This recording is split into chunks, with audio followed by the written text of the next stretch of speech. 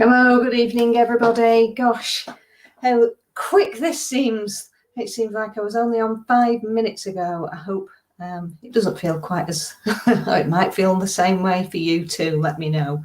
So if you're watching on replay, do hashtag replay. And if you're joining me tonight, come and say hello.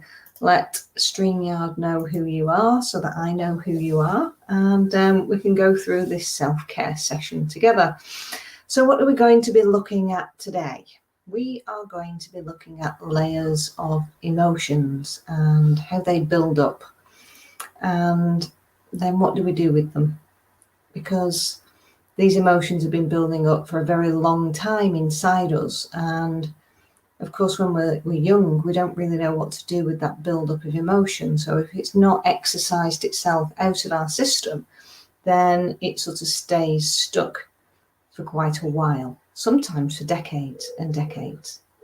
So first of all, just have a tune in to how you're actually feeling today, whenever you're watching this. How are you actually feeling? How are you feeling on a scale of 0 to 10? Hello, Nicola. How are you? From Spain. That's beautiful.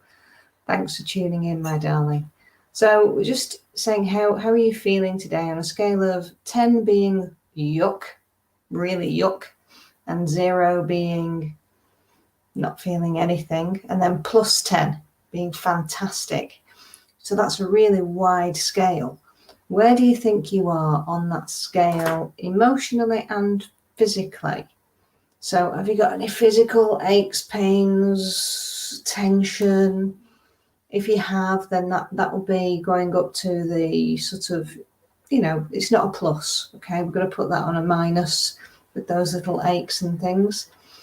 And if you're feeling emotionally a little bit flat, a little bit or downright yuck, okay, that's going to be a 10. If you're feeling absolutely on top of the world, you haven't felt better, that's going to be up in the pluses. So just put into the comments for me how you're actually feeling today.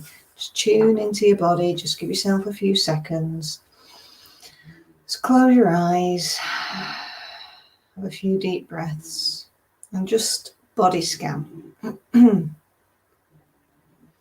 Start with the top of your head. If you can hear snoring in the background, it's the dog. So just tune in from the top of your head all the way down the back of your neck and your shoulders, going down into your arms, to your chest, your back, all into your belly area. Is there any tension there?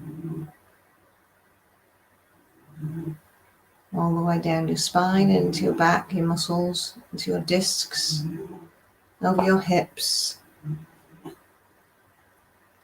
into your thighs, knees, shins and calves, to your ankles and toes. And when you've done that body scan,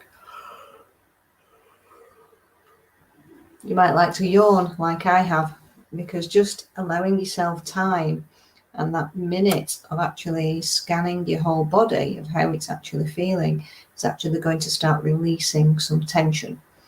So that's just a really mindful way of, without having to sort of go into a deep meditative state, of just tuning into you and helping things to relax. But then put into the comments whether you're 10 yucky, 0 to nothing, to 0 is nothing, or plus 10, how are you feeling physically and emotionally? And then we're going to have a deeper look at the emotions, physical symptoms, and what we as therapists sometimes call as triggers, okay? Because when we have these aches, pains, tensions, they're usually a signal that we might be, excuse me for yawning, as soon as I tune in to my body, as soon as I start talking about releasing things from my own body, emotionally, physically, I start to release it out. So that's what will start to happen with you, the more of this that you do. And I'm tired today. I don't know about you, but I am tired physically, emotionally. There's a lot going on with me at the moment. and it's just making me quite tired. So I've even delved into my own little book today to see what inspiration or how I can inspire myself to come and talk to you tonight, because I had this, brain fog. I got this brain fog and couldn't really think clearly about what I was going to turn up and talk to you about. So we're talking about layers of triggers, layers of emotions, and you can see here, okay, so we sort of might start off when we feel a little bit anxious. And the more we start thinking about being anxious, it might give us palpitations, and we might then become very aware of our heart and our heartbeat and our breath, and everything feels so much bigger and booming out of our body. So that can then result in feelings of anger and frustration, because what do I do with all of these physical symptoms? And I'm feeling anxious and I'm cross with myself, I'm frustrated, and then the next layer becomes I feel guilty and frustrated because I don't actually know how to help myself calm down. So you see how these layers are starting to build up. So then confusion sets in about, gosh, I don't know which one to deal with. I'm feeling so overwhelmed by all of this. Yeah, so I'm feeling all overwhelmed by these emotions. What do I do? And that happens, as we know, that can happen really, really quickly. But it's very difficult for us to sort of go through those layers and consciously think about what's actually happening. It's just these sensations that happen to us emotionally, physically. So it might be that as we're feeling anxious, there's so much of the outside world that reflects on us. It might be that we're seeing everybody else do something or have something, and we think that the FOMO approach, isn't it? We think, I should have some of that. I need some of that. I feel left out, not being included in that. Even if we don't fully understand what that is. And all those feelings of needing to have that make us feel anxious, palpitations, angry, frustrated, confused. Yeah. So, and then when we start to feel stupid about, gosh, why on earth do I need to have what they've got to make myself feel better? It doesn't actually help us because it just adds to the layers of everything else that's built up. So how's this sounding? Is this making sense to you? Just let me know. But yes in, hashtag yes if you're on replay, or yeah, or no, you're okay. So this has taken me back to sort of a real basic childhood story. So when you think of how's this actually happened, so one of the earliest little games that we play or used to play when I was a child, it was musical chairs. And musical chairs is where you line up a row of chairs and you play the music, and the children walk round, and then when the music stops, you sit on a chair. And at the beginning, everybody has a chair to sit on, and then gradually one of the chairs is removed. The same amount of children are there. So they realise that one person is not going to have a chair to sit on. Now, of course, everybody wants to be able to have a chair. So as they go round, whoever is left out, okay, starts to feel stupid because they didn't get a chair. Now, some of the children might literally, start pushing and shoving to actually get to that chair. And a little scuffle might sort out, and they might push one child a little bit harder than they realise, and they fall over, but they get the chair. But that's made them feel so good that they've won that chair, until they look over and they see the other child crying and upset. And then they start to feel guilty and embarrassed. But as they go on and continue, these feelings of, are feeling guilty and embarrassed and stupid. And then they start to feel confused because these other feelings of, oh gosh, but it feels so good to win. It feels so good to be that person who isn't left out, that all of these emotions start to build up inside the children. And the ones that are left out start to feel anxious before they get to the chair. So they're starting to feel anxious. They might get angry, frustrated, then guilty. They get these palpitations, and then the confusion of, oh, I thought I was good enough and I'm not quite as good as I thought I was. What do I do now? I've got to go and sit out and be an outcast. And that's how children feel and think. So this build-up of emotions as a child, which is put into a game, the adults actually give this as a game to children to do, for some can be really quite detrimental to their emotional state. For some it builds resilience because they're great. They can get onto those chairs and win those seats, and that makes them feel wonderful and elated. So there's a real divide of emotions that are going on there. So what do those children do? Or how do their parents help their children sort of get over any guilt and frustration and anger? Some parents might say, oh, it's only a game. You've just got to get used to it, get over it. Some parents might say, it's okay to feel anxious. It's okay to feel angry and stupid and confused. We've just got to process those emotions because they're really natural.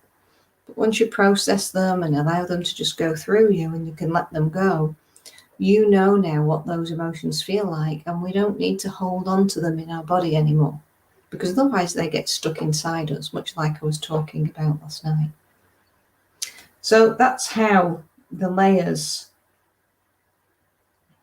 start to kick in.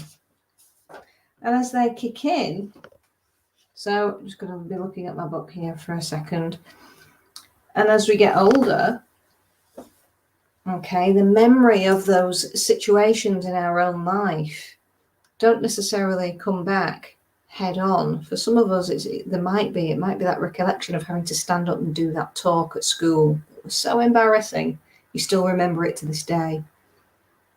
There'll be incidents as a child that you will remember that will really stand out, but probably not necessarily the really happy, beautiful ones, but the ones where you felt a little bit stupid, embarrassed, anxious, because that's still stuck inside you. So the next time that your energy system starts to pick up on feeling those things again, it will protect you from going there again. And it will give you a distraction. It will take you away in any way, physically or emotionally it can, so that you're not having to process back into that emotion again. And it will take you away in such a way that it will distract you, but it might just take you to a different situation that's just far away, just enough far away for it to be slightly different. But it still starts to build because you've not quite cleared it. So the things that I'm going through with you and the things that everyone else in this group are going through with you, all the beautiful modalities, we've got meditation, we've got sound therapy, we've got EFT tapping, we've got hypnosis, we've got RTT, we've got animal flow, we've got yoga, we've got all sorts of things that are going on now throughout this group, throughout everybody's involvement in here. And if you're any of those people that can facilitate that, then please do come in and drop your comments in below as to what can actually help, whether that's your deep breathing. There are ways of just breathing really going to help you relax. But actually, if you start to think of a particular emotion and help that process through as you're breathing, it's amazing what will happen as you start to release and let go of that and just ask it to start to relax and soften out of your body, soften out of your system. So just try that tonight with your breathing, and it's just a matter of closing your eyes, a nice deep breath in for 3 or 4.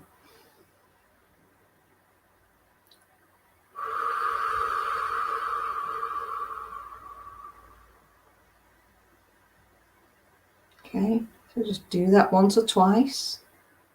And then bring in an emotion, perhaps an emotion that you're feeling today. So imagine it might be brain fog, it might be a physical thing that you just can't think straight, feel straight. So let's just go with brain fog and just accept that that's what's going on right now. And we're just going to breathe that in.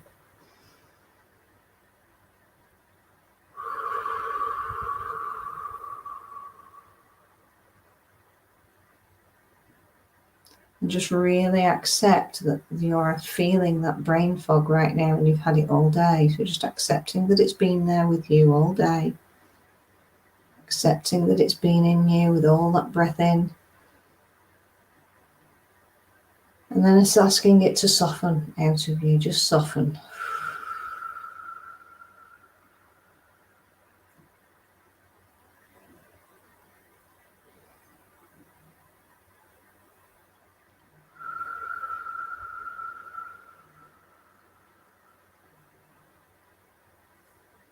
Maybe that you just want to bring in one tapping point. Maybe just bring in this thymus point here with that breath.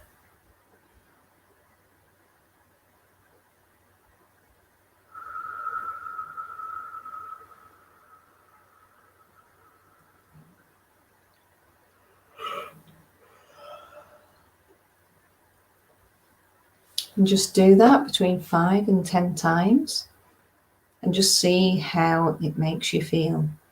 You probably notice then my speech has really slowed down. My eyes are a little bit heavier and I'm feeling much more relaxed than when I first started.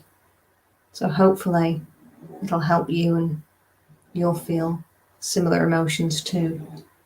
Because Sorrel's already gone to sleep. Okay, I hope that's helped everybody. It's lovely to be here with you again. Let me know in the comments how you've got on. #replay if you're just catching up. And I'll say good night. God bless to you. Thank you.